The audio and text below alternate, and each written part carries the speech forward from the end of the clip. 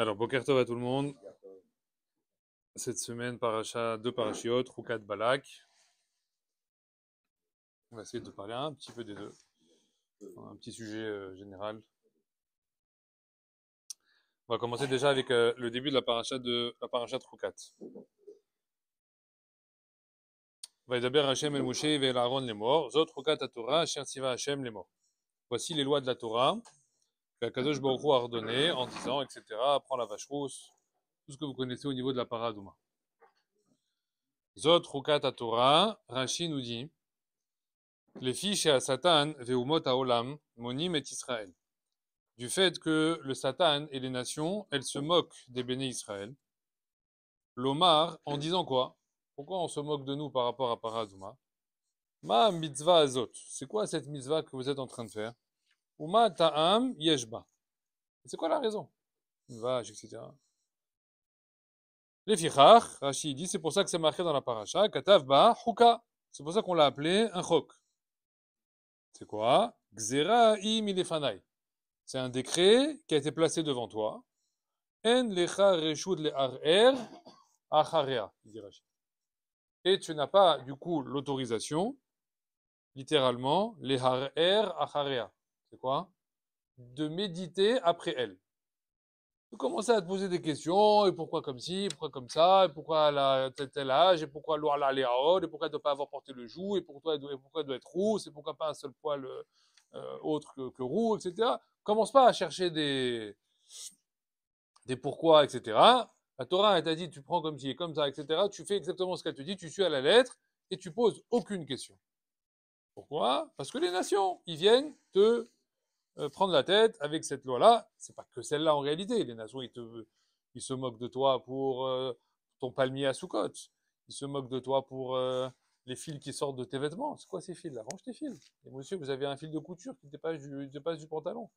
Non, ça c'est pas un fil de couture. Ça c'est qui c'est à Kavod. C'est à Kavod. C'est quoi qui c'est à Kavod? Dieu, il se met sur un trône céleste et c'est symbolisé par mes fils qui dépassent du pantalon, le Tehelet. C'est Keneget qui c'est à Kavod. Ok, il y a un problème dans votre cerveau, quoi. Ça va pas bien. On se balade avec des palmiers. On peut trouver des raisons, d'accord? Soukot, c'est machin. Mais tu te balades, ça avec un palmier dans la rue, quoi. T'as compris? La scène, c'est celle-là. Tu peux me trouver toutes les ta'amim du monde, toutes les raisons du monde. T'es un clown. Alors, encore, ils sont pas à la synagogue, ils ne nous voient pas faire à la synagogue. Alors là, on est. Voilà, on est au Shahanot, etc. Là, heureusement qu'Yom Tov, il n'y a pas de droit de filmer, ni rien du tout, ni photo, ni. Alors, voilà, c'est catastrophique. Alors, si déjà ils se moquent quand ils nous voient dehors, alors là, c'est pas moquerie. Là. Bon. Et pourtant, Rashi nous dit, ils se moquent, ils sont après toi, ils te pointent les mitzvot. En le harer acharea. C'est pas pour autant que tu dois toi aussi commencer à rentrer en disant, ouais, c'est vrai quand même, peut-être que je commence à me poser des questions sur ce qu'on m'impose de faire. Non, Rachi, attention, il dit, ne rentre pas dans ce jeu-là de penser que puisque effectivement de l'extérieur ça a l'air bizarre, alors il y a de quoi se poser des questions. Donc, entam. Donc vous savez, la paradouma, c'est le symbole, c'est le semel, la tête d'affiche des choukim. Quand on prend les choukim, il y en a plein. Bassar Halal, Shahatnez, etc. Il y en a plein des choukim. D'accord? Des lois où il n'y a pas véritablement de logique, même si je t'explique jusqu'à demain matin, c'est quoi Shahatnez? Qu'est-ce que tu veux chez moi? Du lin, de la laine, c'est permis, ensemble, c'est interdit. Bon, très bizarre. Bassar Halav, permis, ensemble, interdit. Pourquoi? Qu'est-ce qu'il y a? Je vais exploser si je mange Bassar Halav. Comme ça, c'est des choukim. Mais le symbole par excellence du roc, on dit que c'est paradouma. Maintenant, on nous dit comme ça, c'est quoi c'est les choukim? Hachem, il a dit quoi? En ta'am. Il n'y a pas de raison. Ne cherche pas les raisons, il n'y a pas de raison, il n'y a pas. Très bien, il n'y a pas de raison. Mais s'il n'y a pas de raison, alors nous, on a un problème. S'il n'y a pas de raison. Pourquoi on a un problème? Parce que quelques pages plus loin, dans la paracha, Rashi, il va refaire un commentaire et il va revenir sur le début du verset. Le début de la paracha. La paracha, elle avance de presque un paragraphe. D'accord? Vous regarderez ça dans les Chumashim. Et au paragraphe suivant, Rashi, il refait un commentaire sur Le début de la paracha, Veikrou, Elecha, Paradouma, Temima, etc. Très bizarre. On dirait qu'il n'avait pas terminé, ou alors il a pensé après, ou peut-être ça a été écrit après dans les imprimeries. Je ne sais pas comment c'est fait exactement.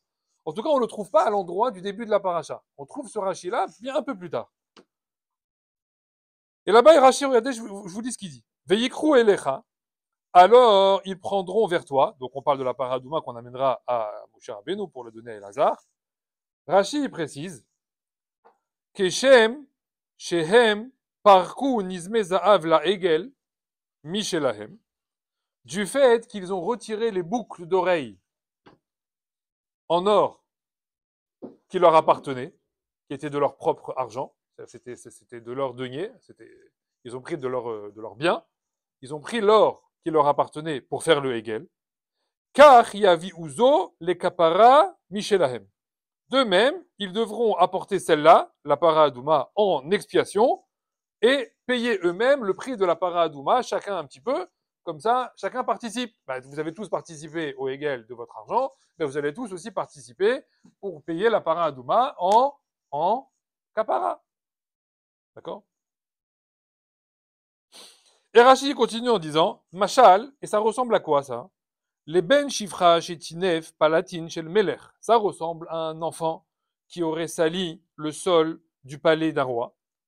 Alors l'enfant, il a renversé quelque chose par terre. Le roi, il l'a vu comme ça. Il a dit, qui fait celui-là? Il a renversé tout par terre comme ça, dans le palais. Amrou, et les gens, ils ont dit autour, Tavo imo ou tekane ahatsoa. Que sa mère, elle vienne et qu'elle vienne nettoyer ses saletés. C'est normal, non? Quand un enfant, il fait une bêtise, qui on appelle? On appelle sa mère. On n'appelle pas son père parce qu'il est jamais là, celui-là. D'accord? Ou alors son père, c'est toujours laisse-le, ça va, laisse-le, toujours laisse-le. Bon, le père, c'est toujours laisse-le, c'est une maladie schizophrénique juive. Laisse-le, ça va, il est petit, laisse-le, toujours laisse-le. Pas pourquoi. Bon. D'accord? Tekanea Hatsoa. Donc on appelle la mère pour venir nettoyer. Rashi, ça c'est le machal. Rashi, car de même, Tavo para, qu'elle vienne la vache, Tavo para, qu'elle vienne la vache, ou Techaper à la Hegel. Et qu'elle vienne expier le veau d'or, le Hegel. Hein? Para, c'est la vache, c'est la maman. Le Hegel, c'est le veau, c'est le petit. On a faudé avec le veau d'or. Alors la maman, elle vient et elle expie les faux du petit. C'est bon? C'est Rachid, c'est pas moi. Hein? Demande les Mefarshim, je comprends pas. Rachid, tu me dis au début de la paracha que la paracha de Paradouma, en ta'amim, il n'y a pas de raison. C'est un hok par excellence, c'est le semel des Choukim. Choukim, c'est en ta'amim, il n'y a pas de raison. Tu fais un paragraphe plus loin, tu viens, tu me dis, mais tu sais c'est quoi Paradouma? C'est facile, Paradouma, c'est évident. C'est quoi? Les Chaperet à Hegel. Je comprends pas Rachid Yeshtam alors. Alors il y a une raison. La raison de Paradouma, c'est quoi? Elle est venue pour être Mechaper le Hegel. Alors voilà, il y a un tam. Alors les Mefarshim, ils vont dire, non, ce qu'il a voulu dire Rashi, c'est que à l'intérieur du processus de Paradouma, d'accord, la manière de faire le processus de Paradouma, c'est elle qui pourrait susciter des interrogations. Et sur ça, on te dit, il n'y a pas de raison. Quel est le symbole dans Paradouma qui pose problème et sur lequel, même jusqu'à aujourd'hui, hein, personne n'a de réponse? C'est lequel? Hein? Taor Tamé. C'est quoi? C'est celui qui s'occupe du processus de Paradouma. Il va rendre pur celui qui est devant lui, mais lui-même qui vient de s'occuper du processus, on nous dit qu'est-ce qu'il fait? Il devient tamé. On dirait qu'il y a un transfert de conditions. Taor, tamé, tamé, taor. Ça s'inverse. Tu demandes à quelqu'un, mais celui qui fait, c'est Mishkin, il est en train de rendre taor quelqu'un, alors tu deviens impur. Explique-moi ça. Mieux que ça. En fait, la question, elle n'est même pas là-bas. La question, elle est avant ça. Rien que les notions de Touma Tahara, c'est des choukim. Même ça, c'est un chok. Quelqu'un, il est normal. Hop, ah, t'es tamé. Quoi? C'est quoi tamé? J'ai fait quoi? Bah voilà, t'as touché un reptile là par terre, un petit lézard mort, etc. Ça s'appelle tamé. Mais j'ai rien sur moi. Ah, il faut aller au mikvé, hein. Il n'y a rien fait spécial. J'ai pas changé d'état. Je suis le même. Ça s'appelle tamé. Tu te trempes dans un bassin. Ouais. Dans une piscine. Nage un peu. Tu sors, qu'est-ce qu'on te dit? Ça y est, kol hakavod, tchétaor. Il faut plonger. Ça, ok, d'accord, il faut plonger. Kol hakavod, c'est bien. Hein? Alors, Chachamim, ils disent, et alors? J'ai fait ça, ça y est. C'est quoi ça, tamé, taor? Où ça se voit? Y a pas, Hachem, il a dit comme ça, tamé, comme ça, taor.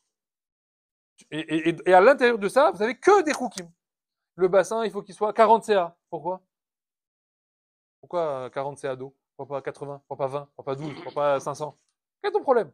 L'eau, il faut qu'elle soit pas de l'eau qui vienne comme ça, des puits, etc. Il faut que ce soit de l'eau naturelle. Pourquoi? Qu'est-ce qu'il y a? Quel est ton problème? Regardez combien de temps on a mis pour remplir un mikvé. On se galère. Va prendre de l'eau du robinet, si on se prend la tête. Ah non, tu peux pas. Ah, l'eau du robinet, c'est quoi? C'est pas saoul. Non, c'est pas saoul. Qu'est-ce que tu veux chez moi? C'est de l'eau, c'est de l'eau. Non, c'est comme ça. Tu veux expliquer ça? Tu as des explications? Il n'y a pas. Il n'y a pas d'explication. Tu vas trouver des histoires. Tu vas trouver des remazim. Tu vas trouver des machalim pour essayer de trouver des trucs qui te parlent. Mais c'est un roc. Il n'y a pas. Chatnez, c'est pareil. Hein, le lait, la viande, c'est pareil. Bassa, halal, pourquoi? Quel est le problème? Tu vas trouver là-bas encore. Les chatnez, on aime bien dire Caïn ve Evel. Hein, il a fait le lin, le faire la laine. Alors tu vas comprendre que. Mais comprends que ça, c'est des histoires. C'est des belles histoires. C'est beau. Ça marche bien. Ça parle bien. Mais c'est un roc. Ça veut dire quoi? Enlève Caïn et Evel du système. Il n'y a plus chatnez. Efface Caïn et Evel de la Torah. Il n'y a plus chatnez. Vadaïa chatnez. Sans Caïn ve Evel. Tu vois, mec, ça n'a aucun rapport. C'est des allusions, c'est des choses qui ressemblent en réalité. Pour essayer de les coller. L'islam, c'est que des hukim. Ça, c'est partout sur tout ce qu'on fait concrètement, parce que les trilim, c'est pareil, tout. Sinon, il n'y a rien de symbolique terre à terre. Voilà, oui, pareil. Ken, vadaï. Alors, on nous dit il y a trois types il y a trois catégories. Il y a ce qu'on appelle Eduyot, il y a ce qu'on appelle Hukim, et il y a ce qu'on appelle Mishpatim. D'accord? Mais en réalité, même si tu prends les catégories, donc les pires, Hukim, bon là, il n'y a pas de débat, là pour le coup, c'est facile. Eduyot, tu pourrais dire Eduyot. On va en parler, Eduyot, je vais en parler un petit peu. Eduyot, c'est par exemple Shabbat. Qu'est-ce que tu fais Shabbat? Tu témoignes qu'Hachem il a créé le monde en 6 jours. Putain, mais pourquoi tu m'as demandé de faire Shabbat? Je témoigne qu'Hachem il a créé le monde en 6 jours. Ça s'appelle Eduyot. Ahamim, ils demandent, ils disent, c'est un tam, ça. C'est un tam. Tu fais Pessar. Pessar, c'est Eduyot. D'accord? Tu manges la galette, la matzah, le 15 Nissan. Lama, pour témoigner qu'Hachem il a sorti les bénis Israël d'Égypte il y a 3500 ans et qu'ils sont sortis avec des galettes. C'est Eduyot, c'est un tam. Oui ou non? Les mishpatim. Ne pas tuer, ne pas voler, ne pas toutes les lois comment dire civiles. D'accord? C'est Egioni, ça veut dire c'est logique. On nous dit même les goïms, ils ont créé des lois comme ça au final. Ils en sont arrivés à là. Alors, ça aussi c'est des taramim quoi. Tu pourrais dire aux gens, bah, ne pas tuer, c'est pour que la société elle vive normalement. Qu'est-ce qu'il y a? Alors, le droit de tuer, alors là, c'est l'anarchie. C'est n'importe quoi. Donc, on comprend qu'il y a quand même un peu de ta'amim là-dedans. La question, elle est, ces ta'amim-là, qu'on arrive à extirper, qu'on arrive à sortir, c'est ça le vrai ta'am? C'est le vrai ta'am pourquoi Hachem il a écrit dans la Torah? Ou c'est un leurre en réalité? Ça veut dire c'est une petite, comment dire, un petit cadeau qu'Hachem il a fait, pour pas qu'on devienne fou. Dans certains endroits, il a dit, bon là, je te mets un petit truc. On va parler de ça. On va parler de ça. Donc déjà, par rapport au Hegel, il demande le Ktav Sofer et il dit, tu me dis ici, la para Adouma, elle vient être l'Echaper à Hegel. Alors viens, on rentre dedans. Viens, on rentre dans ce qu'il a dit Rashi. La para Adouma, elle vient pour être Mechaper le Hegel. C'est ce que tu m'as dit. Mais moi, quand je regarde l'histoire là-bas, dans Kitissa, du Hegel, c'est marqué que tous les fauteurs, ils ont été tués. Moshe, il a pris les épées, il a demandé au Lévi, vous tuez tous ceux qui ont fauté le Hegel. Oui ou non? Tous ceux qui avaient, il leur a fait boire les eaux là-bas, il a mis en centre le Hegel. Ceux qui devaient mourir, ils sont morts. Nigmar! L'histoire, elle est terminée. Tous ceux qui ont fauté, ils sont morts. Hop, Erevrav aussi pareil. C'est fini, on a réglé le problème. Maintenant, Kadima, on avance. Les Chaperma. Pourquoi tu fais une paradouma? Pourquoi tu me dis que c'est les Chaper et ta Hegel? C'est fini le Hegel. Voilà, il a été Mechaper, on a tué tout le monde. Qu'est-ce que tu veux de plus? Alors, il dit le Pter Sofer, il dit dans le Chet à Hegel là-bas, tous ceux que Moshe il a punis par lui-même, il a puni que les fauteurs qui ont effectivement participé au Hegel. Et là-bas, d'ailleurs, on lit dans les Mefarshim qu'il y avait 0 béné Israël. Les 3000 qui ont été tués là-bas, c'est qui? Que du Erevrav. Qui ont dansé autour du Hegel, etc. Seulement, dans le Zohar et dans plein de Mefarshim, c'est marqué là-bas que les béné Israël. Pourquoi nous, on nous dit, jusqu'à aujourd'hui, à chaque fois que Hachem il fait une punition de quelque chose, il nous met toujours un petit soupçon du Hegel. Un tout petit, comment dire, kortov, c'est une petite goutte de punition qu'on aurait dû avoir au moment du Hegel. D'accord? À chaque fois, dans toute l'histoire, pour montrer à quel point ça nous prend, ça nous poursuit. Mais on demande, on dit, mais si on n'a pas fauté, qu'est-ce que tu fais chez moi? Tu nous mets un kortov de punition de quoi? Parce que j'ai rien fait. Donc le Castofer, il dit, non, si. Les Bnei Israël, ils sont punis pour autre chose. C'est quoi le contentieux qu'a mis avec les Bnei Israël au moment du Hegel? C'est quoi? Castofer, il dit, Avec Tahava. Ils ont eu envie de faire le Hegel. Seulement, ils étaient bloqués par l'interdit. Bon, Hachem, il veut pas. Il a dit non, mais ça a l'air d'être bien quand même. Elle a l'air d'être pas mal la soirée là-bas. J'ai envie de rentrer, mais bon, on dirait que je reste chez moi. Mais, Ratson, un irotse. Le problème, c'est que là-bas, on parle de Avodazara. Ouais.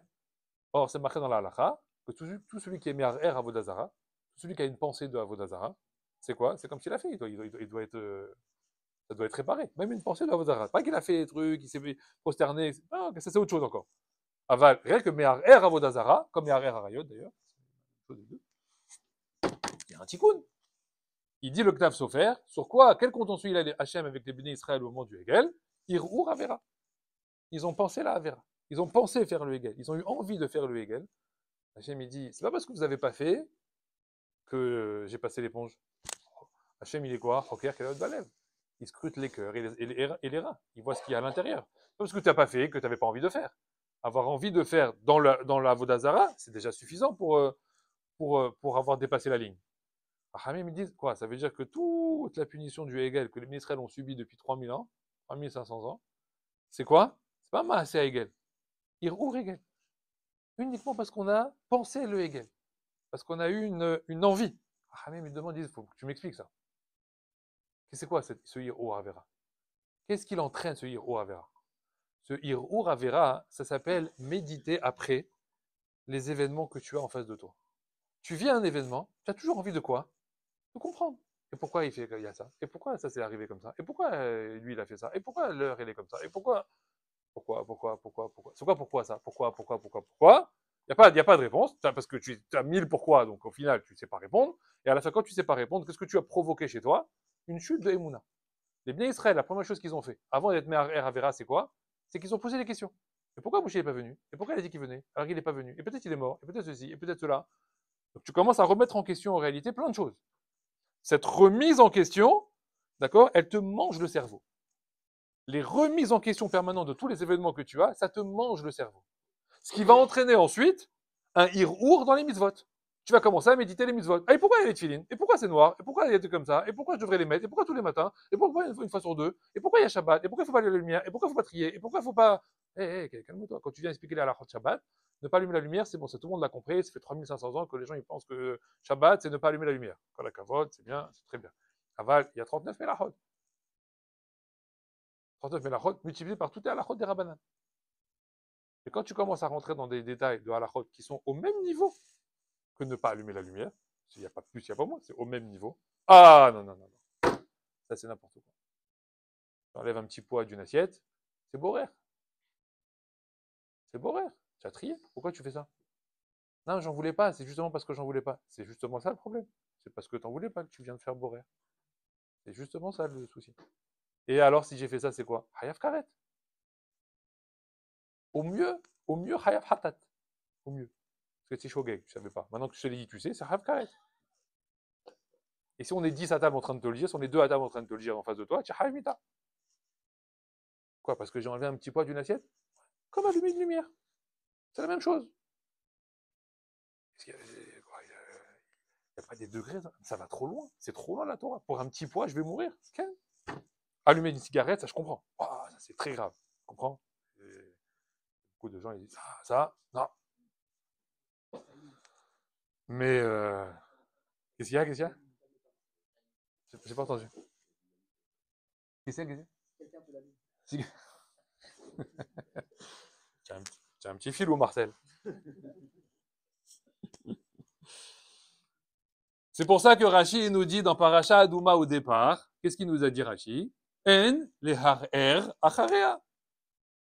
L'erreur des béné Israël, l'erreur des Juifs qui rentrent dans ce problème-là, c'est quoi? C'est parce qu'ils sont meharer, parce qu'ils méditent, parce qu'ils réfléchissent. Mais quand tu commences à réfléchir aux mitzvot, etc., ce qu'il y a à l'intérieur, mais tu vas te prendre un mur en réalité, parce que tu n'auras pas toutes les réponses à tes questions.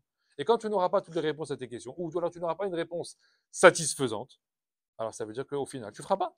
Quand quelqu'un il vient, il te demande, il te dit, pourquoi je ne devrais pas mélanger de lin et de la laine? Pourquoi je dois aller faire vérifier mes costumes? Pourquoi je dois aller faire vérifier mes manteaux? S'il n'y a pas du lin, ça va, qu'est-ce qu'il y a? Vas-y, explique-moi. Ah, t'es bloqué. Pourquoi explique-moi? Qu'est-ce que tu vas leur raconter? Caïn et Evel? Tu sais, à l'histoire dans Béréchid, Caïn, il a offert du lin et Evel, il a offert de la laine, et comme là, il a tué son frère, alors c'est pas bien le lin et la laine ensemble, ça peut être comment dire, un mélange explosif. Donc on a dit, voilà, le taram, c'est quoi? C'est que du coup, à cause de ça, Hachem, il a dit, plus jamais le lin et la laine, ils doivent être ensemble. C'est vrai ça? C'est quoi les tzitzit? Du lin et de la laine. Vas-y, explique. Hachem, il a dit, assour, hein, lin et la laine, c'est un lave de la Torah. Un lave, c'est très très grave. Bon, Hachem, il dit, par contre, quand tu fais tzitzit, c'est moutard.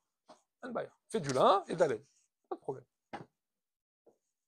Ah ouais, non, c'est quand tu veux, toi. C'est là oui, là non.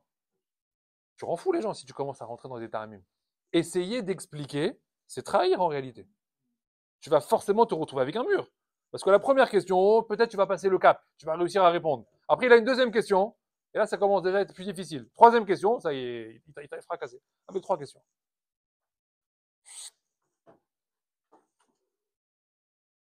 Maintenant, il a dit Rashi, il a dit c'est les goïms qui se moquent de nous. Oui, c'est ça qu'il a dit Rashi. Ils se moquent des mitzvot, ils se moquent des taramim des mitzvot, ils se moquent de ce qu'on fait, etc. De qui il parle Rashi? Est-ce que nous, on s'en fiche maintenant? Qui s'en fiche? On s'en fiche du goy qui se moque. Ça va changer quelque chose. Pourquoi il pas dit ça, Rashi? Rashi, en réalité, il ne parle pas forcément du goy dans la rue. Il parle du goy qui est à l'intérieur de toi. C'est toi en réalité. Pourquoi? C'est toi qui te frustres. Peut-être, si je mets un chapeau, on va se moquer de moi. Et peut-être, si je sors avec mon palmier à Soukot, on va se moquer de moi. Et peut-être, donc qu'est-ce que tu fais? Tu caches, quoi. Tu essaies de dissimuler. J'aime dit, arrête de réfléchir. Arrête de commencer à mettre des conditions aux mitzvot. Le seul goy qui se moque de tes mitzvot, c'est toi-même. Le seul goy qui a honte des mitzvot, c'est toi-même en réalité. La mamie de Bayesh. Ben Shelmeler, le fils du roi. Tu représentes le roi. Le roi, il te demande de sortir avec un accoutrement comme ça. Mais tu sors comme ça. Mabaya. Aujourd'hui, on a honte de sortir, par exemple, avec des chapeaux. Et le chapeau qui représente le cadeau du juif aujourd'hui. Hein, c'est le vêtement du juif, le chapeau, le fameux chapeau. On remonte il y a 100 ans en arrière. Tout le monde avait un chapeau, c'est normal. Aujourd'hui, on nous dit, non, ça fait religieux. Ça fait religieux. C'est quoi cette réponse? Ça fait religieux. Ça fait trop juif. Ça fait trop juif. Ah bon? Tous ceux qui sortent avec des chapeaux, ils sont tués? Tous? Et tous, ils se font agresser? Où c'est marqué? Parce qu'ils sont tous noirs. Où c'est marqué? Où tu as des histoires où ça s'est passé? Où, y a? Dis-moi un qui s'est fait agresser parce qu'il a un chapeau. Dis-moi où? Dis-moi. Non, 1 sur 1 milliard. 1 sur 1 milliard. 1 sur 1 milliard. Ah oui. 1 sur 1 milliard. Non, il n'y a pas. Tu l'entendrais, t'inquiète pas, aujourd'hui tu l'entendrais, si c'était le cas. Si c'était à chaque coin de rue, tu l'entendrais. C'est pas vrai. C'est une impression que tu as. Tu comprends? C'est une impression que tu as. Ken, vadaï. Il n'y a pas plus opprimé et moqué par les goïms que celui qui essaie de cacher sa judéité. Celui qui a honte d'être juif. Il n'y a pas plus moqué que cela. Les juifs, ils se moquent, les goïms, ils se moquent des juifs qui se disent juifs et qui pratiquent rien. Ils se moquent d'eux. On a des histoires à l'appel. À l'appel. Il y a des ministres qui venaient défendre la terre d'Eretz Israël à l'époque du Sinaï, à l'époque comment il s'appelle? Non, après, avec l'époque de, comment il s'appelle? Begin, à l'époque de Begin. Ouais, les gens du Sinaï, etc. Les Arabes, mais qu'est-ce que tu défends? Tu défends quoi? Cette terre-là?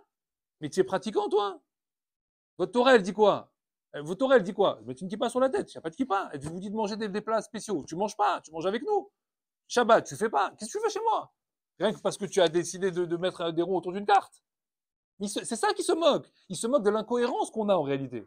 C'est de l'incohérence qu'on ressort. Tu te dis juif ou juive. Ouais, couvre-toi la tête.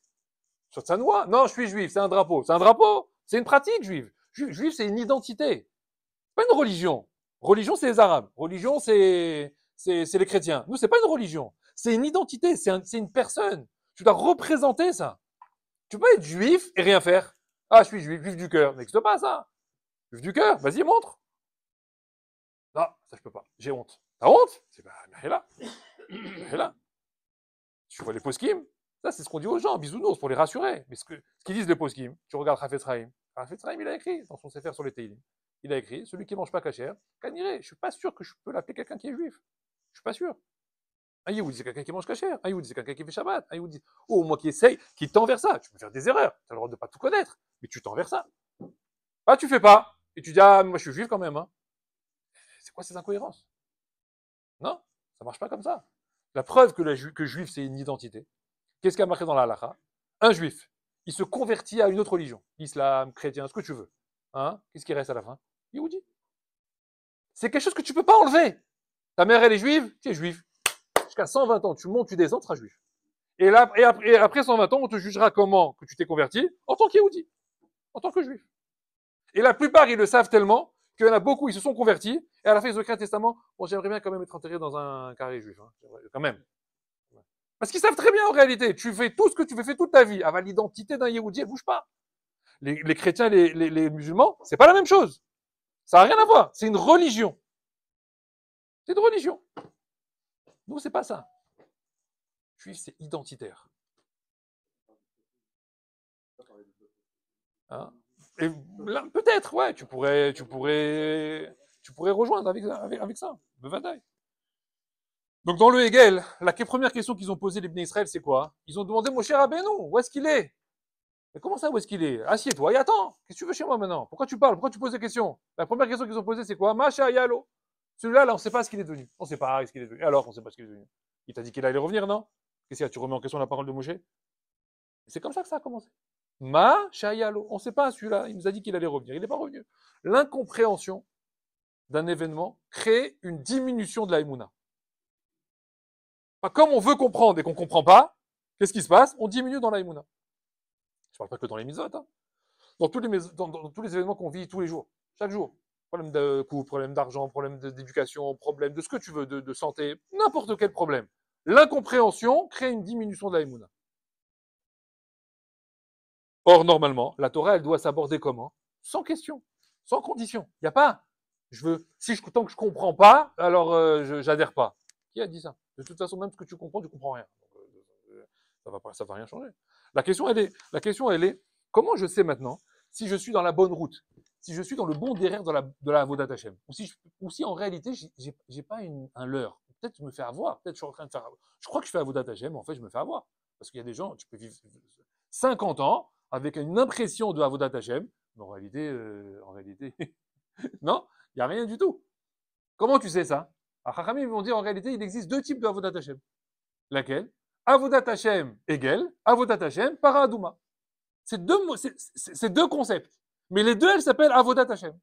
Avodat Hashem Hegel, c'est quoi? C'est que tu poses des questions sans arrêt. Voilà. Sans arrêt, surtout. Les événements, les mitzvot, tu veux tout comprendre. Tant que tu comprends pas, tu fais pas, etc. Tant que ça te parle pas, tu fais pas. Hein. Ça bloque, ça bloque. Comme une femme, tu essaies de lui parler, etc. Vous savez, madame, il faut se couvrir la tête, etc. Ah non, non, non, non. Tu essaies de lui expliquer pourquoi se couvrir la tête, etc. Ah non, non, non, non. C'est un niveau, c'est les religieuses. Ah, religieuses. C'est Bat Israël, Stam. Il y a pas, c'est Pshuta. C'est pas la rabbinite qui se couvre les cheveux. C'est une Bat Israël. Bat Israël, elle se couvre les cheveux. C'est tout, point barre. Ça commence même pas. La suite, elle commence pas. Parce que tu poses des questions. Parce que tu vas me parler de féminité, tu vas me parler de beauté, tu vas me parler de kavod, tu vas me parler de dignité, tu vas me parler de plein de choses. Tu vas essayer de faire rentrer plein de notions. Aval, ça ne changera pas le résultat que quoi? Tu dois te couvrir la tête. Voilà. Tu montes, tu descends, c'est comme ça. Pour les hommes, c'est la même chose. Explique-moi pourquoi il faut mettre des filines. Et je dis, il faut mettre des filines, c'est tout, ça. Prends la tête. Non, tu m'expliques. Ah, il y en a qui adorent. 7 tours, c'est le 7 jours du mariage. Hein? Après, il y a les 2 témoins, après, il y a la bague. On se marie avec Hachem tous les jours. Filin, Gematria, je sais pas quoi, etc. Bon, c'est bien, je fais des belles histoires. Aval, c'est quoi la finalité? Filin, si vous, Hachem, c'est où? Je prends la tête. C'est tout, Stam, arrête de chercher des histoires. Hachem, il t'a dit, tu mets cette boîte noire tous les matins, ne me casse pas la tête. Non, pas compris, je mets pas. Avoda Hegel, Avoda Paradouma. C'est quoi? Avoda Hegel, tu fais que poser des questions, tu veux tout comprendre. Avoda Paradouma, hein, tu agis sans quoi? Sans question. Stam, Naase. Et Nishma, il n'y a pas. J'ai pas besoin. Rien que Naase. C'est bien ça? Naase, vélo Nishma. Vous savez c'est quoi le Naase Venishma? Rachamim me dit, il faut le comprendre. Naase, Afilu Shilo Nishma. Pas Naase Venishma. Naase, Afilu Shilo Nishma. Même si je comprends rien, mais je fais quand même. Mais il y en a qui disent le contraire. Lo naase, hein? Achelo nishma. Je fais pas tant que j'ai pas compris. Et ils ont dit juste naase venishma. Maintenant, mets la phrase comme tu veux. Il y a avoda egel, avoda paraduma. Ça dépend comment tu veux la lire. Là, il y a une chose qui est très simple, qui est très facile à voir. La Torah, c'est pas un fardeau. La Torah, c'est pas quelque chose d'oppressant. Si tu vois la Torah comme quelque chose de difficile, comme quelque chose de pesant, hein, on est marre, galère, et il faut se lever, il faut s'asseoir, et c'est en kikinant en réalité. Tu parles comme ça, tu parles comme zélo Torah. La Torah et les mitzvot, Hachem, il ne les a pas donnés pour te prendre la tête. Hein. La Torah, Hachem, il nous l'a donnée pour nous rendre quoi? Saméach. Donc si tu ne l'es pas alors que tu es en train de faire Torah, Srachamim, ils disent, ça prouve que tu es en train de faire quoi? Avodat Hegel. C'est une avoda du Hegel. La Torah, elle ne peut pas te rendre triste. La Torah, c'est quelque chose qui est saméach. Si la Torah ne te rend pas saméach, c'est que tu es en train de faire avodat Hegel. Donc il va falloir que tu reprennes le service à zéro, là. Il y a un problème. Je vous donne un exemple. La fête de Pessah. J'aime bien cet exemple parce que c'est le plus parlant. La fête de Pessah. Il y a beaucoup de gens qui vont faire Pessah alors qu'ils font rien toute l'année. Ils adorent Pessah. Alors, qu'est-ce que c'est quoi? Le ménage, commence le ménage. Le ménage, etc. Et rien qui se plaignent. Rien qui se plaignent. C'est chiant, Pessah. C'est saoulant. Tout le ménage, là, il faut truc, nettoyer, débarrasser. Il y en a marre, cette fête. C'est quoi? Et après, au final, c'est pour faire quoi? Manger des galettes comme ça, là. J'ai mal au ventre pendant 8 jours. Et quoi? Et ce CDR, là, qui dure 1h30, 2 heures, là, papy, il nous raconte son histoire, là, vieille de 3500 ans, avec les mêmes histoires chaque année. Papy, on en a marre, on a faim, etc. Ça y est, on passe à la là. Et stop, arrête de parler. Et vélo, 2 heures comme ça. Il y en a marre. Tu te plains? Tu trouves ça saoulant? Tu trouves ça galère? Ça te pèse? Mais arrête, ne fais pas Pessah. Il y a un problème ici. Faire le ménage de Pessah, Bessimcha. C'est Bessimcha que tu dois être. Quand tu arrives à la galette, elle est là, la galette. Bessimcha, la galette. C'est marqué dans le Zohar. Lechem malachim. C'est le pain des anges. Tu n'as pas conscience de ça? Mais ne la mange pas. Laisse ça dans un coin. Va manger du pain. Tu te prends la tête. Pourquoi tu te prends la tête? Pourquoi tu fais avec une arseb comme ça? Ne fais pas. Hachem, il dit, je vous ai donné Pessah pour vous mettre en galère. Je vous ai donné Pessah. L'histoire, pour vous rendre joyeux. Vous l'êtes pas? Ben arrête. Ne fais pas. Anbaya, c'est pas grave. Arrête de faire. Tu fais en te plaignant, mais c'est catastrophique en réalité. Cette attitude de plainte quand tu fais les mitzvot, c'est cette même attitude-là, c'est cette même mida-là qui va faire qu'en réalité tu vas piocher dans les mitzvot. Et tu vas faire que ce qui t'intéresse, que ce qui t'arrange, que ce qui t'embête pas trop. Ça oui et ça non. Ça comme ça, mais pas comme ça. À ta sauce. Mais la Torah, c'est pas la carte. Donc il faut bien se mettre dans la tête quelque chose. Rien dans la Torah n'est pesant ni oppressant. Rien. Rien. Tout est calme, tout est facile et tout est la natra, pour ton profit. Tout ce qu'Hachem il a mis, c'est que pour nous. Alors pourquoi la Torah, des fois, elle me rend nerveux, elle me rend triste, elle me rend angoissé? Pourquoi? C'est pas la Torah le problème. C'est toi le problème.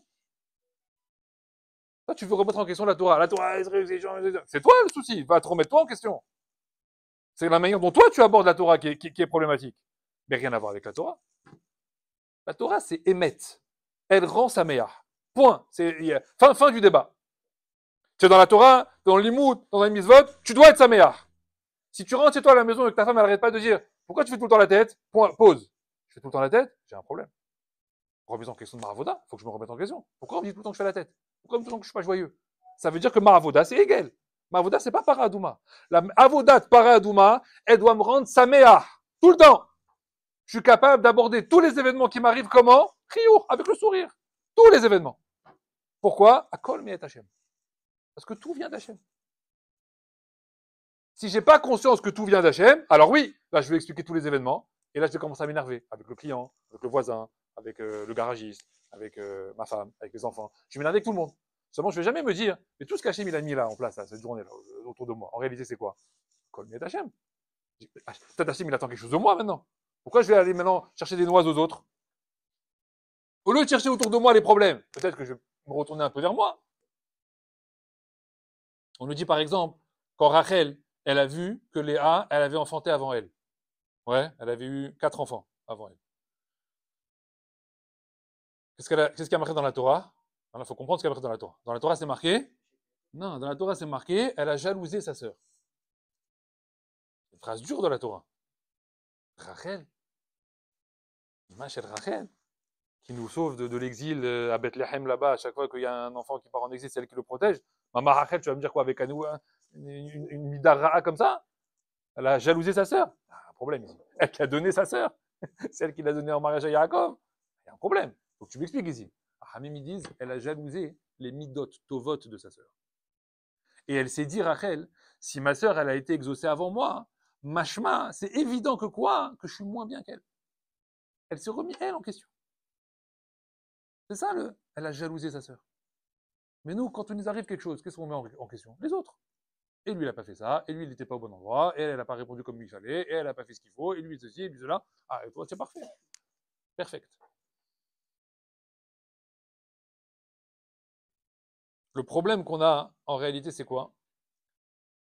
C'est qu'on a du mal à se faire nous-mêmes des remises en question, pour nous-mêmes. Regardez, je vais vous donner un exemple. On va passer à la paracha. On va jongler avec la paracha d'après. Bilam. Bilam, prophète des nations. Ouais, on nous dit que c'était l'équivalent de Moshe Rabbeinu. Vous savez ça? Quand les Mefarshim nous disent ça, c'est pas une blague. Hein, il y a même des Mefarshim qui disent qu'en Gadlout, en Da'at, il était au-dessus de Moshe. Bilham. D'accord? Je le rappelle, d'après certains Mefarshim, Bilham, c'est un des fils de Lavan. Après un Midrash, Bilham, c'est un des fils de Lavan. Bilam ben Beor, on l'appelle, Misé Beor. Beor, c'est Lavan. Ce qui veut dire que il a une ascendance, il n'est pas loin, quoi. D'accord? Nous, on a Rivka, eux, ils ont Lavan. C'est pas très loin au niveau de la famille. Et en Gadlout, en Da'at, Da'at Elion, la Torah témoigne, ils connaissaient les pensées d'Hachem. Da'at Elion. Je même pas dit ça, même sur Moshe, il n'y a pas marqué ça. D'où il vient ce Bilam? Pourquoi il a été donné prophète parmi les nations? Hein? Le fameux Midrash. Le Midrash, il dit comme ça. Les nations, elles sont venues voir Hachem, elles lui ont dit, ouais, ça se fait pas que tu nous préfères les bénis Israël par rapport à nous. Alors Hachem, il leur a dit pourquoi? Hein? Il a dit parce que eux, tu leur as donné quelqu'un comme Moshe Rabbeinu, qui les a soutenus, etc., qui était Gadol, et donc c'est pour ça qu'ils sont devenus des gens, un peuple chéri de toi. Ouais. Et alors, qu'est-ce que vous voulez? Ben, donne-nous quelqu'un comme lui, ouais, et nous aussi, on pourra devenir un peuple parfait, normal, c'est logique. Très bien. Hachem, qu'est-ce qu'il a fait? Il leur a envoyé Bilam. Il leur a dit, bah, vous voulez quelqu'un? Voilà, je vous donne Bilam. C'est bien? Non. Hein? Il leur donnait un gars mauvais. C'est une arnaque. Il y a un problème ici dans l'histoire. Ils ont demandé quelqu'un, ils ont parlé de Moshe. Alors, tu leur donnes Bilam, mais Bilam, c'est mis d'autres haute les gamrés. C'est un clochard, Bilam. Ok, il connaît Darat Elion, mais c'est une catastrophe. Il pourrait revenir derrière les nations en disant, ah, mais attends, Hachem, t'es gentil, mais on voulait quelqu'un de cachère. Tu nous as envoyé quelqu'un de mauvais. Ça marche pas. Alors, comment Hachem, il fait ça? Et on voit que cette Tahana, la numéro 2 derrière, elle n'a pas eu lieu. Les Goïms ne sont jamais venus se plaindre après en disant, non, mais tu nous as arnaqué avec Bilam. Non! Répondent les Mefarshim, Akadosh Baruchu, Choker Kelayot Valev. Akadosh Baruchu, il sonde les reins et le cœur. Ça veut dire les Goïms, quand ils ont demandé quelqu'un à leur tête, Hachem, il leur a envoyé la personne exacte qu'ils voulaient. C'est quoi? C'est quoi? Ils voulaient quelqu'un qui, surtout, ne les réprimande pas. Ils ne leur disent jamais, ça, c'est pas bien, et ça, il faut pas faire comme ça, et ça, c'est non, et ça, comme ça. Faites ce que vous voulez. Bien sûr que les goïms, ils veulent des chefs, bien sûr qu'ils veulent des gdolim, bien sûr qu'ils veulent aussi mais surtout pas quelqu'un qui leur dise, ah, remets-toi en question ici, hein. Ah, non, cette manière de parler, elle vaut pas. Ah, non, ça va pas. Non, ça, on veut pas. Donc Hachem, il leur a dit, je vous ai envoyé exactement quelqu'un que vous voulez. Seulement les bénis Israël, eux, qui à l'origine, c'est un peuple cachère. C'est un peuple qui veut en réalité progresser, qui veut avancer. Qu'est-ce que je leur ai envoyé? Moshe Rabbeinu, qui leur a fait quoi toute leur vie? Que des torahot, que des remontrances. Nous, on veut des gens comme ça. On veut des gens qui nous corrigent quoi? Nos erreurs, tous les manques qu'on a, nos faiblesses. On veut des rabbanim, on veut des Nevi'im, des Melachim, des rois, des prophètes, des rabbanim aujourd'hui, qui font quoi? Nous remettre dans le droit chemin. Non, ça, c'est pas comme ça. Mais là, j'ai beaucoup d'amitié envers toi, beaucoup d'amour envers toi. Ah bah là, tu t'es trompé. C'est ça qu'on veut, nous. Pourquoi? Parce qu'on veut être corrigé. On veut progresser. On veut pas quelqu'un qui nous caresse dans le sens du poil en disant tout ce qu'on fait, c'est bien. Ouais, tout ce qu'on fait, tout va bien. Non, tout va pas bien. Corrige ici. Or, les goïms, c'est pas ça qu'ils veulent. Ce qu'ils disent de façon courante, on dit les peuples ont les dirigeants qu'ils méritent. Voilà. Bah, nous, on méritait Moshe. Et eux, ils méritaient Bélam. Donc, ce qui veut dire que quoi? Qu'à chaque fois qu'on va avoir ce qu'on appelle une zvara. Une zvara, ça veut dire une réflexion. D'accord? Encore une fois, je parle autant dans les mitzvot que dans les événements de la vie quotidienne. On a une réflexion qui vient, parce qu'il y a quelque chose qui est devant nous, on ne comprend pas, et on essaye, voilà, de réfléchir. Ahamim, ils disent, attention, chaque zvara, chaque réflexion qu'on va mener, elle peut devenir, dans très peu de temps, une vraie kushia. C'est quoi une kushia? C'est un obstacle. Un obstacle qui va te bloquer en réalité. Tu commences à réfléchir, tu commences à vouloir essayer d'expliquer l'événement, etc. Et tu vois qu'il y a un mur. Tu vois que tu n'arrives pas. Tu n'arrives pas, c'est kushia. Seulement cette kushia-là, elle va te diminuer dans ta émouna. Donc la première chose qu'il faut faire, qu'il faut comprendre en fait dans la Avodat Hashem.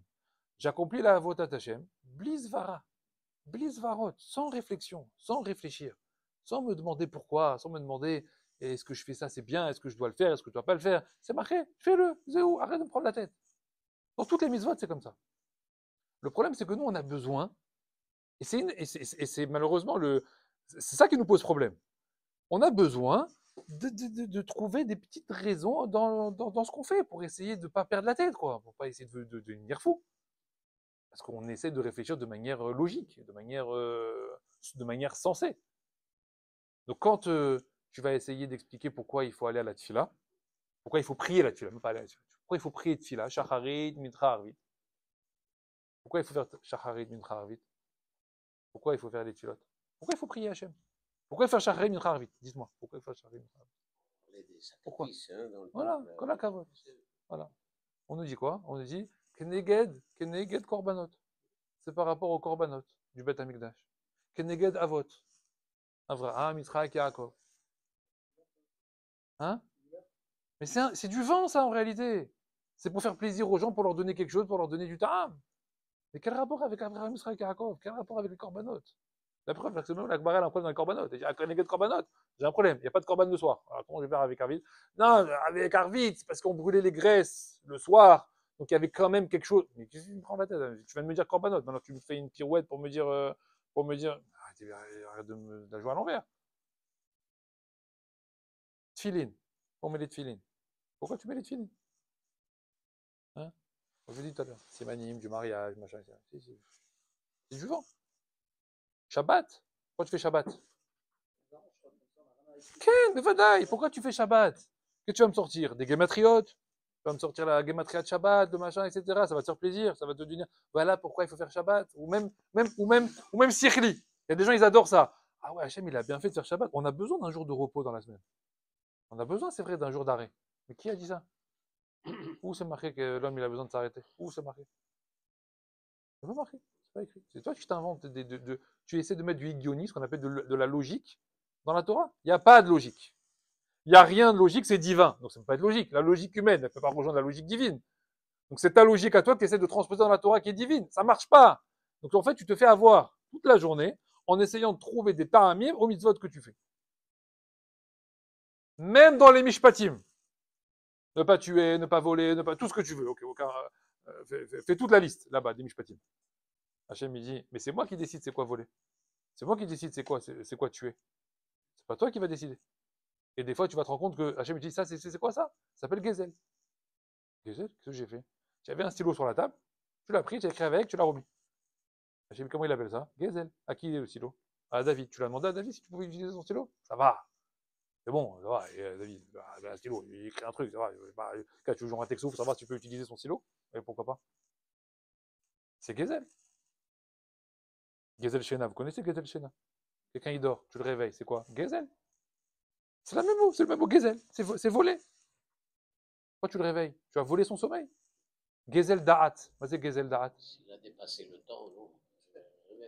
C'est quoi Gezel Da'at? Gezel Da'at, c'est quelqu'un qui te pose des questions, etc. Et tu essaies de l'entourlouper avec des réponses farfelues. Il te pose des questions, etc. Gezel Da'at, tu transformes la réalité. Comment rester critique si on ne pose pas de questions? Parce qu'on arrive au contraire avec tout ce que nous... La question que le juif il doit poser, c'est comment on fait les mitzvot. Comment on fait? Comment on fait les tefilin? Comment on fait? Quand est-ce que c'est pas soul? Quand est-ce que c'est cachère? C'est pas soul quand c'est bleu? C'est cachère quand c'est noir? Ok. C'est cachère quand c'est en cuir? C'est pas soul quand c'est en plastique? Ok. Ok. Oui, non, oui, non. Pourquoi comme ça? Pourquoi c'est... Pourquoi je mets les tefilin? Bah, là. Question suivante. Question suivante. Si ça t'aide au départ, parce que tu veux mettre les films, parce que tu connais que la personne elle est loin, etc. Tu veux les. Ok, donne-lui des gématriotes, fais-lui des histoires, parle-lui du Maguide de Doublé, il va te faire des beaux rémazim, il va te faire des machalim. C'est bourré de. Dans la Gemara, c'est bourré de rémazim. D'accord? Tu vas en trouver à tous les niveaux, etc. pour essayer de te faire avancer dans les mitzvot. Mais le vrai point du sommet des mitzvot, c'est quoi? Kol la Torah, c'est Zechok. Kol la Torah Kula. Donc la Torah, elle n'a pas dit ici, c'est la loi de Paradouma. Elle a dit, c'est la loi de quoi? De toute la Torah. Non. La Torah entière, c'est un chok. Choukim, Mishpatim, Edouyot. Il n'y a pas. Même si tu crois essayer d'arriver à comprendre quelque chose, il n'y a pas. Tu sais pourquoi tu vas à la Tfila? Pas parce qu'il y a Abraham, Yitzhak et Yaakov. Pas parce qu'il y a Keneged Korbanot. Pourquoi tu fais la Tfila? Pourquoi tu fais Shachim Mincha Arvit? Quelle Karniva, Adam? Pourquoi? Parce que l'homme, il a été créé pour ça. Il a été créé pour te lever le matin et prier Hachem. C'est tout. Les malachim, quand ils se lèvent le matin pour chanter Hachem, ils se demandent pourquoi. Je suis créé pour ça. C'est mon rôle, c'est mon tafkid. Je me lève, je chante, tout ça, voilà. Mais toi, tu te lèves, tu vas là-dessus là. C'est parce que tu te poses des questions et que tu as trouvé des ta'amim que ça te donne le droit des fois de ne pas faire shacharit. Mais le Mishabura, il est clair. Les kach nivra à Adam. C'est le premier Mishabura du Shranao. Les kach nivra à Adam. L'homme a été créé pour ça. Pourquoi je dois faire ça? Pourquoi tu as été créé pour ça? C'est tout, c'est ton tafkid.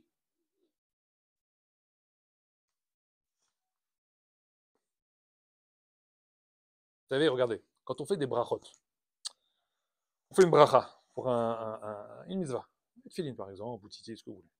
C'est quoi le noussar de la bracha, le texte? Qu'est-ce qu'il dit là-bas? Asher qui deshano bebezota vetivanu.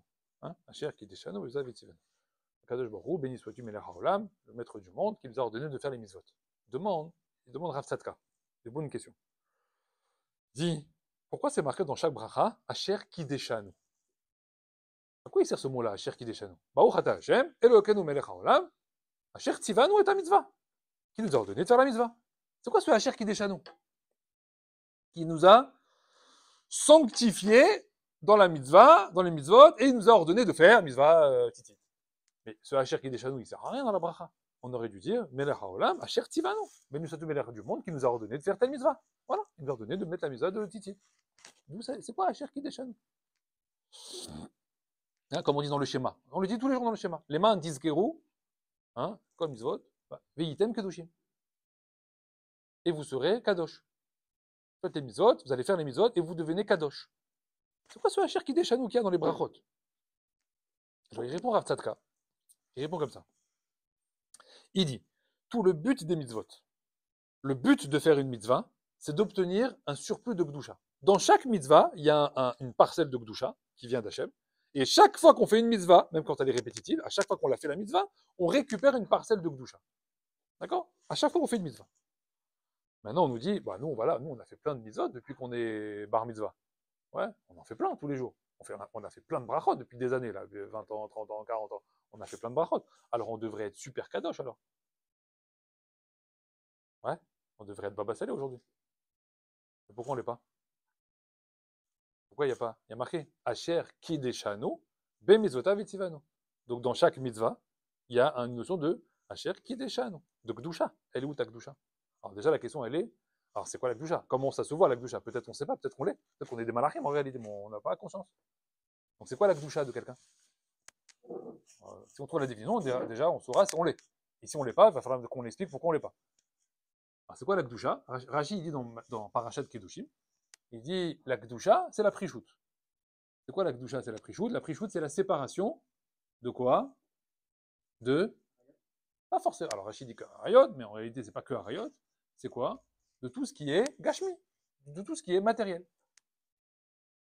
D'accord?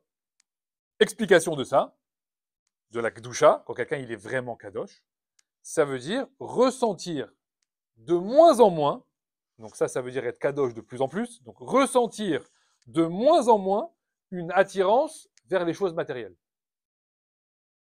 Moins tu as une attirance vers les choses matérielles, plus en réalité la personne deviendra Kadosh. C'est quoi avoir une attirance de moins en moins vers les choses matérielles? Ça veut dire se suffire à chaque fois, dans tous les domaines, du minimum. Dans l'alimentation, le minimum. Dans le confort, le minimum. Dans le vestimentaire, le minimum. Dans le sommeil, le minimum. À chaque fois que tu es ce qu'on appelle mistapek minamouat, tu te suffis du peu, ça s'appelle que tu es en train d'être quoi? Mitkadesh de plus en plus. Plus tu as besoin de plus en plus de confort, d'alimentaire, de vestimentaire, etc., et plus le niveau de Gdusha, en réalité, il diminue. C'est comme ça. Donc c'est ça la Gdusha. Ressentir de la Gdusha sur soi, ça veut dire ressentir qu'on a de moins en moins besoin de matérialité. Donc question, est-ce qu'on est dedans? A priori, bon, je parle pour moi, a priori non. D'accord? Parce qu'on a de plus en plus besoin de sommeil, de plus en plus besoin de manger, etc. Et ça diminue très rarement en réalité. Hein. Il y a qu'à voir le Shabbat comment on mange. Ben Inara. D'accord? Et Ben Inara. Donc a priori non. Donc ça veut dire que quoi? Ça veut dire qu'il y a un problème ici. Parce que normalement il y a marqué que dans chaque bracha qu'on fait, dans chaque mitzvah qu'on fait, il y a une notion de Gdusha qu'on récupère de la mitzvah. Asher Kideshanu be mitzvotav et tzivanu. Ouais, dans chaque mitzvah qu'on fait, on récupère un surplus de Gdusha. Pourquoi à chaque fois que je récupère un surplus de Gdusha, au final, je vois que je ne le vois pas? Je ne le vois pas sur moi, puisqu'il n'y a pas cette notion-là où j'arrive à me détacher de tout ce qui est Gashmi, et j'ai encore besoin de tout le matériel. J'ai besoin de faire du sport, j'ai besoin d'aller me promener, j'ai besoin d'aller nager, j'ai besoin de m'amuser, j'ai besoin de... C'est bizarre. Alors quand je fais une mitzvah, alors pourquoi je ne gagne pas? C'est quoi? C'est du vent en réalité, tout ce qu'on fait depuis 30 ans? Comment ça marche? Il répond Rav Tzadka, il dit, la Gdusha d'une mitzvah, tu ne peux la gagner que si tu fais la mitzvah en tant qu'ordre divin et non pas avec des taramim. C'est ce que tu dis dans les brachot. Asher kideshanu bemitzvotav vetsivanu. Hachem, il t'a donné des ordres. Il t'a pas donné des ordres avec des taramim. Il t'a pas donné des raisons pour faire. Il n'est pas là pour te convaincre. Hachem, c'est pas un commercial qui doit te convaincre sur un produit. Oui, achetez-le, il est bien parce qu'il est beau, parce qu'il est propre, parce qu'il sent bon, parce qu'il n'en a rien à faire. Hachem, son produit, il est bon, il est émet.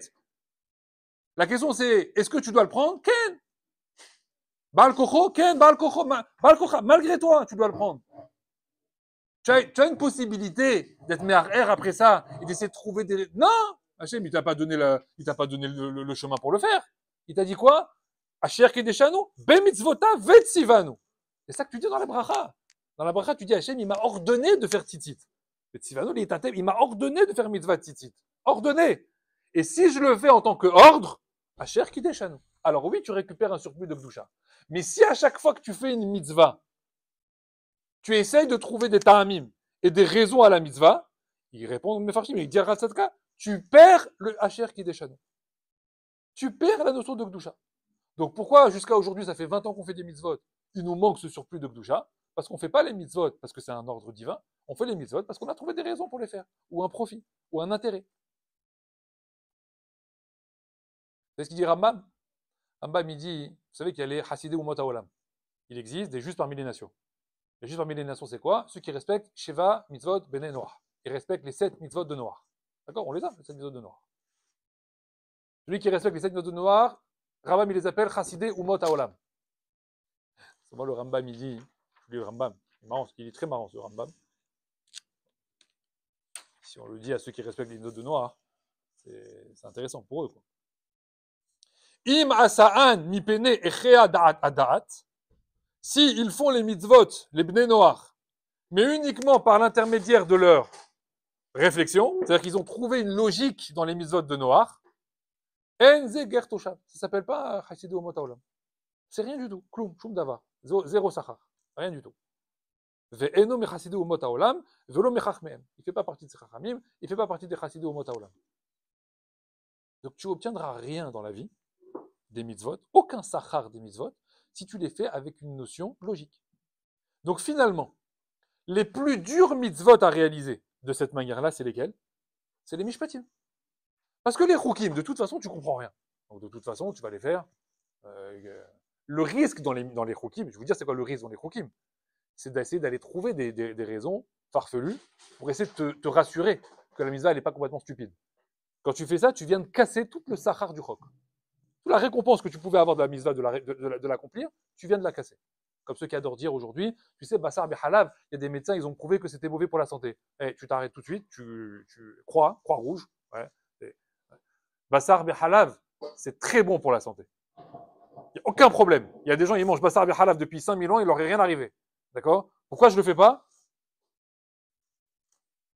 C'est un chok, stam, c'est tout. Hachem, il veut pas. Qu'est-ce qu'il dit Rachid sur le chazir? Si un juif, il dit sur le chazir, c'est pas bon le chazir, c'est dégueulasse le chazir, c'est, comment dire, c'est répugnant, etc. Et c'est pour ça qu'on mange pas du chazir. Ah, je veux pas du, chazir comme ça. Tu fais comme ça? Rachid, il dit, c'est quoi? Quel négat la Torah? C'est pas la Torah, ça. Alors, qu'est-ce que tu dois dire? Rachid, il te dit, qu'est-ce que tu dois dire? Le chazir, c'est tov, taïm, c'est bon, c'est succulent. Aval, qu'est-ce que je peux faire? Akadosh Baruch Hu, il m'a interdit le chazir. Hein? Tu sais pourquoi, comment c'est que c'est bon? Parce que c'est marqué qu'il y a un poisson cachère qui existe dans l'océan qui a le goût du chazir. Cachère. Hachem, il a donné le goût du chazir dans un poisson. Tu le manges là-bas, t'as le goût du chazir. Maintenant, on fait tous les goûts, alors.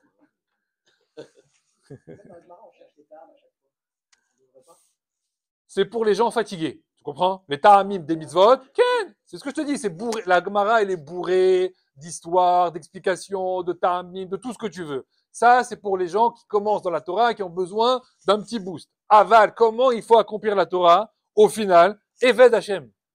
Je m'en fiche du ta'am, il n'y a pas de ta'am. Mieux que ça. Or, Haïm Akadosh, il te dit comme ça. Il te dit, même quand on te donne un ta'am dans la Gemara, etc., on va te donner des ta'amim. Or, Haïm Akadosh, il te dit, Ze'u ta'am aniglé. Ça, c'est le ta'am qu'on a voulu dévoiler. Aval, en lecha mitzvah ou mitzvah, she'en ba'ot sodot ne'elamim aniglaim. Mais Moshe, il y a des sodot. Mais gigantesques qu'on a dévoilé en plus à Moshe, que tu connais pas, que toi tu connais pas.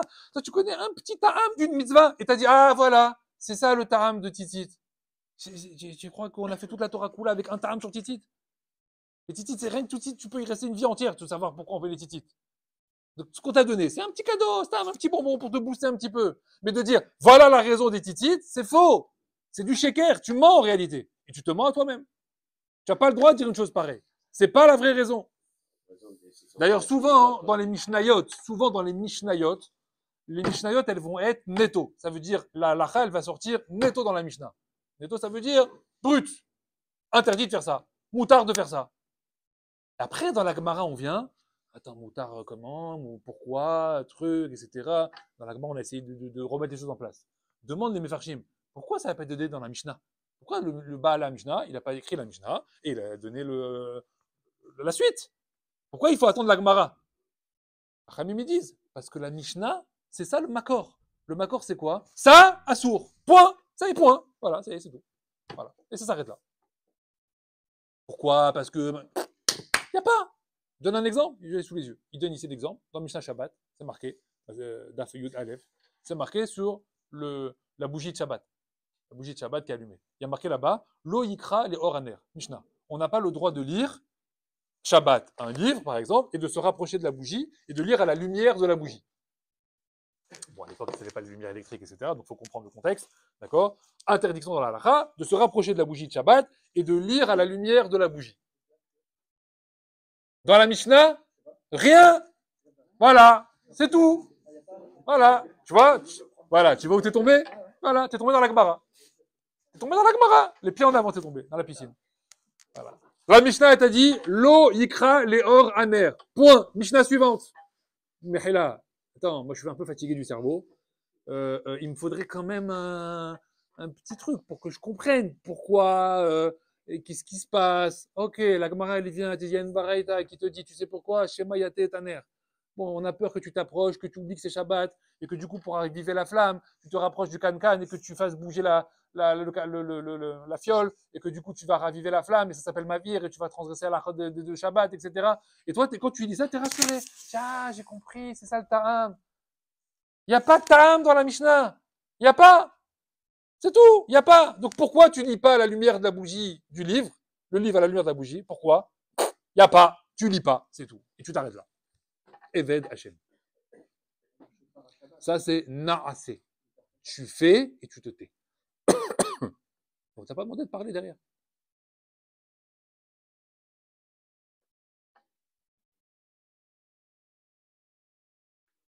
Quand quelqu'un est des kadosh, qu'est-ce qu'il gagne? Doucha, dans la misva. Qu'est-ce qu'il gagne? Bet kiboul, il devient. Bet kiboul, c'est quoi bet kiboul? Il devient un réceptacle. Un réceptacle de quoi? Toute l'abondance d'Hachem. Hachem, il donne son abondance à quelqu'un qui est kadosh. Donc, faire les mitzvot sans réfléchir, sans se poser de questions, c'est ça la bonne kavana. La bonne kavana de la mitzvah, c'est de faire quoi? Hachem, il nous a donné de faire la mitzvah, je l'ai accompli pourquoi? Parce qu'il m'a demandé de l'accomplir. Uniquement. Les kaïm et ta mitzvah, chez Hachem, Akadosh Baruch Hu, t'y vas au tado. Quand je fais ça, il nous dit Rav Satka, Asher Kideshan. Tu obtiens de la Gdusha. Tu as obtenu de la Gdusha, tu deviens Bet Kiboul. Bet Kiboul, j'obtiens le Shefa d'Akadosh Baruch Hu. Il va déverser sur toi. Ça ne marche que comme ça. Tu ne peux pas obtenir le Shefa sans Gdusha.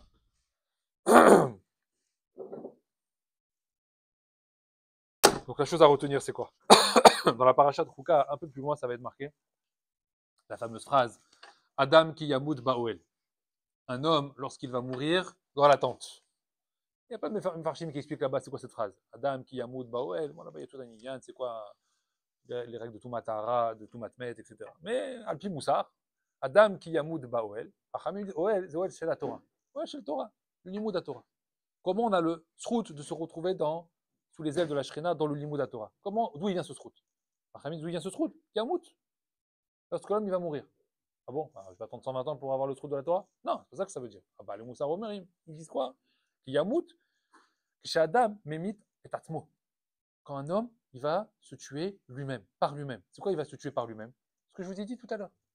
Plus un homme, il va se suffire de peu pour son propre profit personnel, plus il obtiendra la Gdusha. Cette Gdusha-là, elle va lui permettre de quoi? D'obtenir, de se route, d'étudier la Torah. Plus. Pourquoi on n'obtient pas cette Ta'avat à Torah? Pourquoi on a du mal à avoir cette Ta'avat à Torah? Parce qu'on est bloqué par d'autres inanimes. On veut dormir, on veut manger, on veut sortir, on veut s'amuser, on veut aller travailler, on veut gagner de l'argent. On veut La vie Gashmi, elle nous attire beaucoup, elle nous aspire beaucoup. Plus on n'a pas l'intention de se suffire là-bas de peu et qu'on veut plus, tu veux dormir 1 heure, et maintenant tu veux 2 heures. Tu veux 100 shekels, maintenant tu veux 200 shekels. Tu veux un gâteau, maintenant tu veux 2 gâteaux. Tu veux toujours encore supplémentaire. Ben, plus tu es comme ça dans le matériel, plus le côté rouhani diminue. Donc, ne faut pas chercher très très loin de savoir pourquoi il manque un ratson de limoud, un ratson de mitzvah. Ou alors de savoir pourquoi la mitzvah ou le limoud, il me pèse, il m'oppresse, des fois il me dérange. Je cherche le moment pour, ça y est, voilà, j'ai fait mon dû. Voilà, Hachem, t'as vu, j'ai fait un chiour, j'ai fait une étude, voilà, c'est bon, je peux me laisser tranquille maintenant, je peux y aller. Hachem me dit, c'est comme ça que t'es venu? Ne viens pas. T'es obligé de venir. Il va rien t'arriver, tu vas pas te ramasser une poutre sur la tête en sortant, si tu viens pas. Ne viens pas. Tu viens avec cet état d'esprit, ne viens pas, Birchal. Tu sais pourquoi? Parce que ça veut dire que tu n'as pas encore conscience que la Torah, c'est la simra. Question très simple. Le travail, il te procure de la simra? Le travail, il te procure que des dagot. Tu n'as pas plus de dagot qu'au travail. Et le client, et le machin, et le truc, et l'argent qui rentre, et l'argent qui sort, et ça cassé, et ça réparé, et ça ceci, et ça cela. Et les factures, et les impôts. C'est que des dagot. Ça te procure là-bas de la simra? Quelle simra? Loin, caniré. Même le côté familial. Vous savez ce qu'ils disent de me faire beaucoup? Bah, les moussards. La vie d'un homme, d'un être humain, elle est jonchée de beaucoup plus de déception vis-à-vis des autres que de satisfaction. On est beaucoup plus souvent déçu des gens que satisfait de ce qu'ils nous apportent. On avait rendez-vous avec quelqu'un, il ne vient pas. Quelqu'un devait nous faire quelque chose, il n'a pas fait. On attendait quelque chose de quelqu'un, il n'est pas là. On demande quelque chose de rendre service, finalement, il ne le fait pas. Ça arrive, c'est quotidien. Toute la journée, c'est comme ça. La majorité des problèmes de couple, c'est quoi? C'est qu'on attend quelque chose de l'autre qui ne vient pas. J'attendais que tu me dises ça, tu ne l'as pas dit. J'attendais que tu fasses ça, tu ne l'as pas fait. J'attendais cette attention, tu ne l'as pas eu. C'est que ça. Ce sont des déceptions, des attentes perdues en réalité. Donc on est beaucoup plus déçus que satisfaits. Des fois, vous savez, quand on a des enfants, Ils font un truc bien, ils apportent. Waouh, mais on a dû faire une danse du ventre. Comment c'est exceptionnel ce qu'il a fait. Et tout le reste du temps, c'est quoi? Arrange ta chambre? Non. Amène ça? Non. Tout, non. Tu demandes quelque chose, tu fais ça, je reviens, tu fais ça, tu reviens, tu l'as fait? Non, ah, j'ai oublié. Excusez-moi ou quoi? J'ai répété 4 fois. Ah, Wanda, il faut répéter, il faut redire, il faut truc, etc. Et on met beaucoup d'espoir. On met tellement d'espoir envers les gens, on met tellement d'espoir envers les autres, que et à chaque fois, très souvent, ça ne se passe pas. Et donc après, très souvent, on est déçu. Donc la vie, elle apporte beaucoup plus de déceptions. Heureusement qu'à côté de ça, Hachem, il a mis des satisfactions. Hein. Des naissances, des mariages, Brit Milot, des sports, parce que sinon, la vérité, c'est des dépressions totales. Donc Hachem, il te demande, il te dit, mais la vie gâchemie que tu mènes, ouais, elle est sa meilleure, elle te rend sa meilleure. Elle va te rendre beaucoup plus triste que sa meilleure. Si tu fais des proportions. Elle va te rendre beaucoup plus de fois inquiet que serein. Il n'y a pas de nahat dans la vie de tous les jours. Il n'y a que des angoisses. T'es angoissé tout le temps. Angoissé de te faire cambrioler, angoissé de payer tes factures, angoissé que tes enfants ils vont manger, angoissé d'être en bonne santé, angoissé de ne pas attraper des maladies. Il n'y a que ça en réalité. Donc le monde troll en réalité, c'est lui le monde oppressant. Hachem dit le seul monde qui n'est pas oppressant, qui est sa mère, c'est lequel? C'est les mots de Torah. Assieds-toi ici avec moi. Avec moi tous les deux. Shaina, Gdosha, le Bet Midrash, on étudie un Tosfot. C'est quoi ça? C'est Simcha Emiti. Ça, c'est la Simcha authentique. La Simcha Narashi, la Simcha Natosfot, la Simcha Narashba. Tu coupes ton téléphone, il n'y a que toi et moi. Ça, c'est Simcha. Là, je ressens véritablement c'est quoi être sa mère.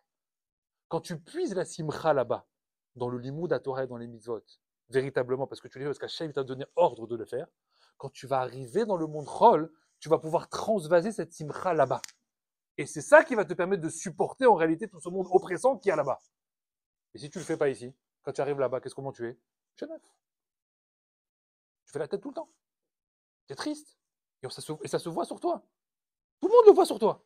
Tu arrives à la maison, tu fais la tête, tu fais des critiques, ça t'es pas content, et ça va pas. Pourquoi? Tu n'as pas de simcha dans le limoud. Tu vas pas puiser ta simcha là-bas. Parce que tu tapes des mains, etc., et tu vas à des iloulotes au Maroc, tu crois que c'est ça la simcha?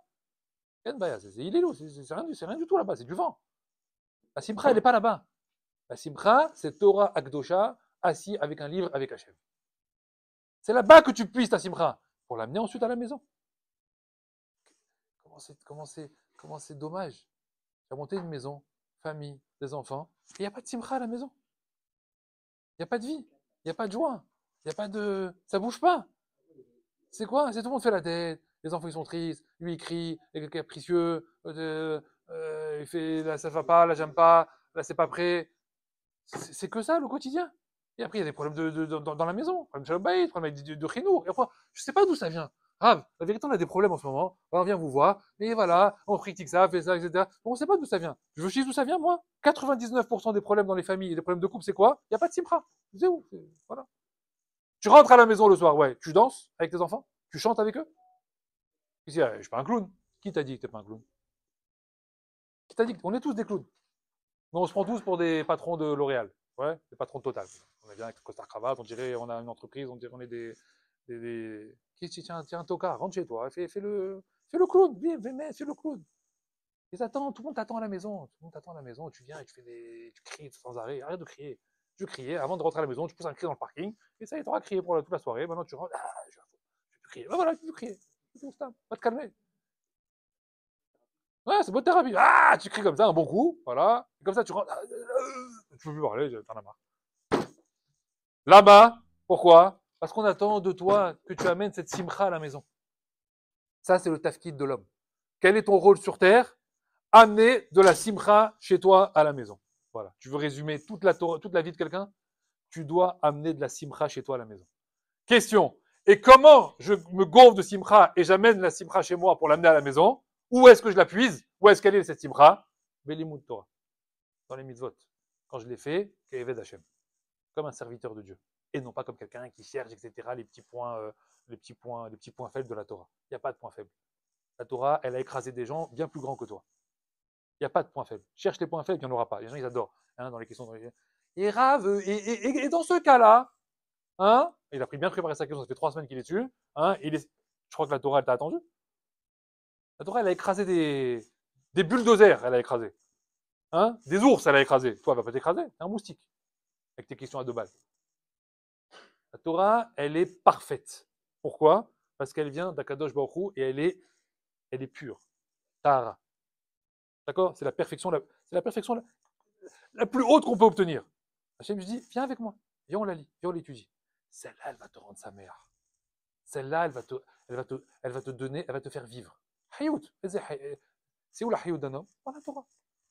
Pas au travail. Les gens, ils ont dit, le travail, c'est la santé. T'as raison. Le travail, c'est une clala. C'est une clala. Moins de temps tu passes au travail, mieux tu te portes.